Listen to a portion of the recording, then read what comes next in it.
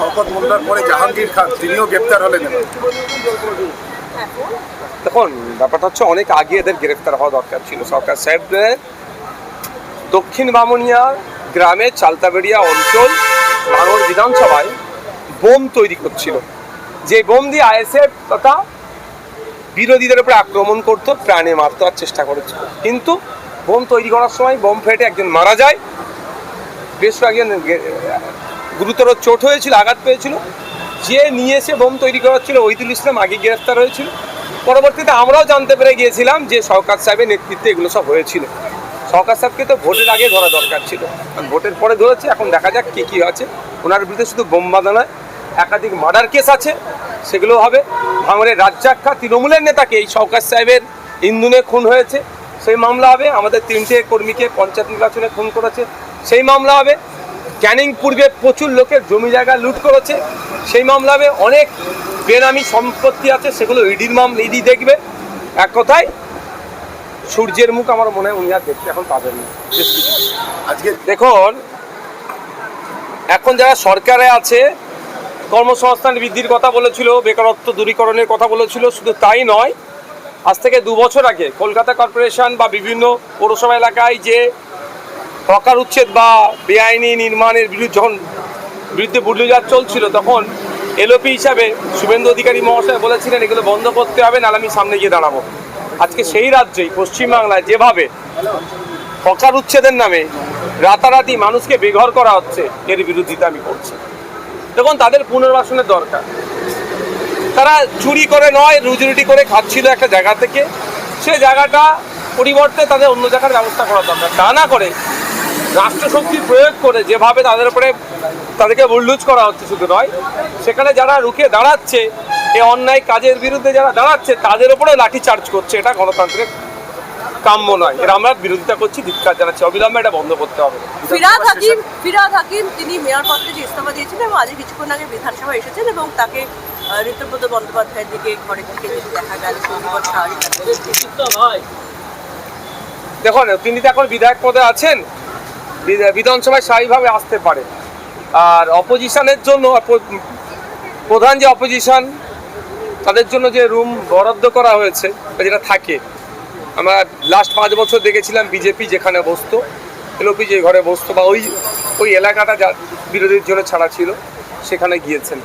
এবার ফিরহাদবাবু এসে লবিতে বসবে না চিফ মিনিস্টারের যেদিকে বসার জায়গা আছে সেখানে যাবেন, না তাদের এলওপির যেখানে বসার জায়গা আছে সেখানে যাবেন, সেটা তিনি ডিসাইড করতে পারেন। কিন্তু ঢুকি যে লেফট টার্ন নিল কেন, লেফট দিকে টার্ন নিয়েছে কেন, সেটা জিজ্ঞাসা করতে হবে, তাকে তিনি বলতে পারবেন। রাজ্যসভাতে যে আজকে সুখেন্দু শেখর রায়, তিনি তৃণমূল সাংসদ ছিলেন মনোনীত, তিনি আজকে ইস্তফা দিলেন এবং একাধিক অভিযোগ করছিলেন। যেই তৃণমূল কংগ্রেস পরাজিত হয়েছে, একের পর এক অভিযোগ তুলে দূরে সরে যেতে চাইছে।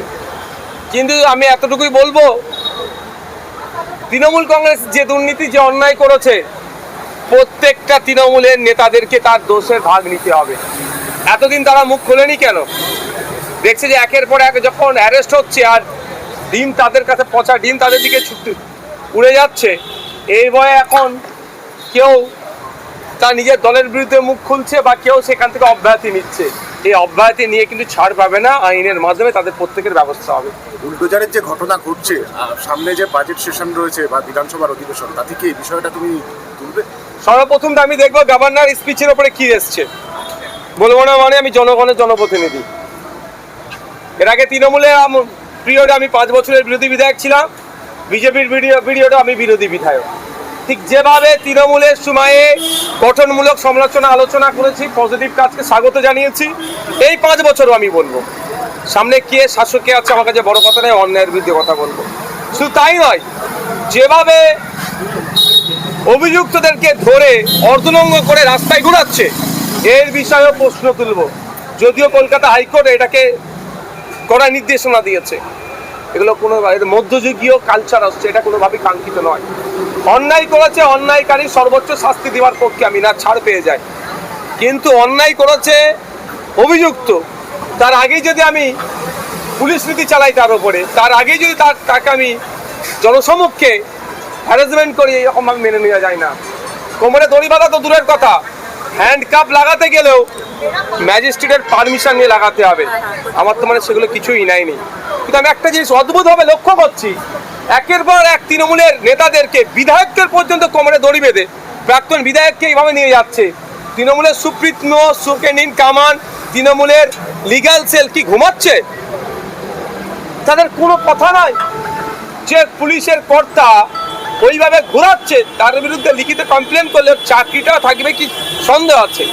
তারপরে তৃণমূল কংগ্রেস এমন লেভেলের দুর্নীতি হয়তো করে ফেলেছে, মুখ খুলতে কেউ সাহস পাচ্ছে না।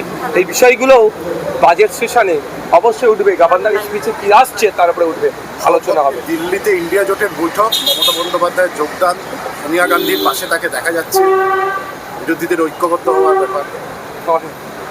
আমি আবারও বলছি, যদি সত্যিকারের অর্থে মমতা ব্যানার্জি মহাশয়া বিরোধী রাজনীতি করতে চাই পশ্চিম বেঙ্গলে, সর্বপ্রথম কাজে ওনার এই বিধানসভার মধ্যে আসা।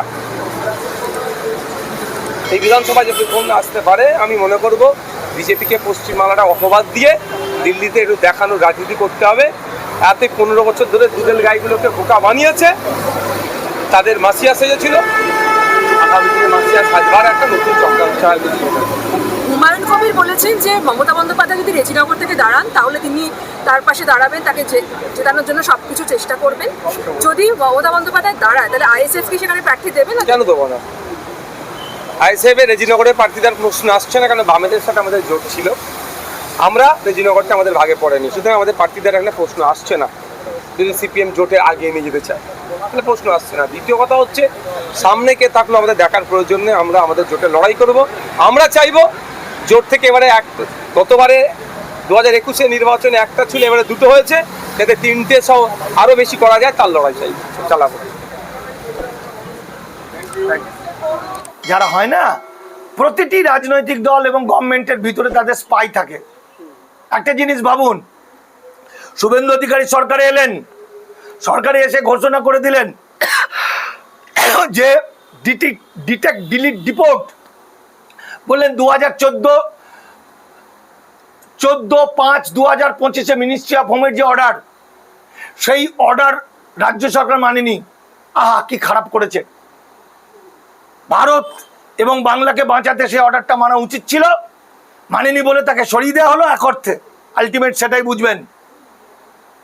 সেই অর্ডারটা সিক্রেট, শুভেন্দু অধিকারী গোটাটা পড়েননি মুখ্যমন্ত্রী। সেই অর্ডারটা আমি আমার নাগরিকত্বের সার কথায় ছেপেছি, কি করে পেলাম? অর্থাৎ প্রতিটি রাজনৈতিক দলের, প্রতিটি প্রশাসনের ভিতরে যোগাযোগ থাকে, ভিতর থেকে খবর লিক হয়। তা নাহলে খবরের কাগজ হয় কি করে?